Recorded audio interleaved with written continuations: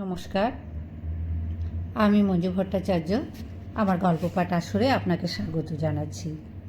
আমার আজকের নিবেদন হে মহাজীবন গ্রন্থ থেকে বামা খ্যাপার সংক্ষিপ্ত জীবনী। বাংলা 1244 খ্রিস্টাব্দের 12ই ফাল্গুন বামা খ্যাপা ভূমিষ্ঠ হন। আটলা গ্রামে তাঁর জন্ম। পিতা সর্বানন্দ চট্টোপাধ্যায় যজন যাজন ও জমি জমার আয়ে সংসার নির্বাহ করতেন। জননী রাজকুমারী ছিলেন ধর্মপ্রাণা। বামা খ্যাপা তাঁদের দ্বিতীয় সন্তান। বালক বামা বসে আছেন, এমন সময় এক খড়ের গাদায় আগুন লাগে, কিন্তু আগুন তাকে স্পর্শ করেনি। বামা বেশি দূর লেখাপড়া করেননি। পাঠশালার পাঠ কোনো ক্রমে শেষ করেন। সংসারের অভাব মেটাতে বামা তাঁর দাদা রামের সঙ্গে কৃষ্ণযাত্রায় গানও গাইতেন। তাছাড়া তিনি চমৎকার রামপ্রসাদী ও কমলাকান্তের গান গাইতেন। রামের বড় বোন জয়কালী ছিলেন খুব বড় সাধিকা।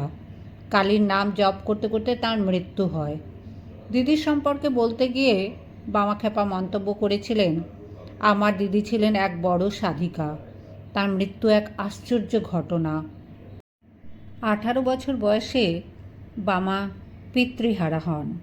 তখন তার ভাবাবিষ্ট হওয়ার সময় চলে এসেছে। গোচারণ, চাষবাস কিছুতেই মন নেই। হঠাৎ হঠাৎ তারাপীঠে চলে যান তারা মায়ের আকর্ষণে। লোকে তখন থেকেই তাকে বামা খ্যাপা নামে ডাকে। বন্যার সময় উত্তাল দ্বারকা নদী অনায়াসে পার হয়ে মস্ত সাধক কৈলাসপতি বাবার কাছে চলে গেলেন। কৈলাসপতি খ্যাপার ব্যাকুল জননীকে বললেন, তোমার এ ছেলে বৈরাগ্যবান পুরুষ। এ ছেলের সাধনায় বহুজন ধন্য হবে, মুক্তি পাবে। সংসার ত্যাগের পর বামা খ্যাপা তারাপীঠের মহাশ্মশানে পঞ্চমুণ্ডির আসনে বসে তন্ত্র সাধনায় সিদ্ধি লাভ করেন। তার নানা রকম অলৌকিক শক্তির পরিচয় পেল মানুষ।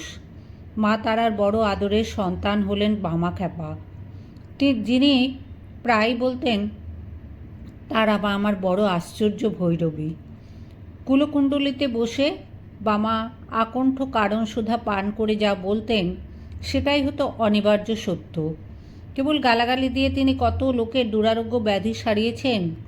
তার মহাশক্তির বার্তা চারিদিকে পরিব্যাপ্ত হয়। রবীন্দ্রনাথ ঠাকুর সমেত সেই যুগের বহু বিখ্যাত ব্যক্তি তার কাছে এসেছিলেন আশীর্বাদ চাইতে।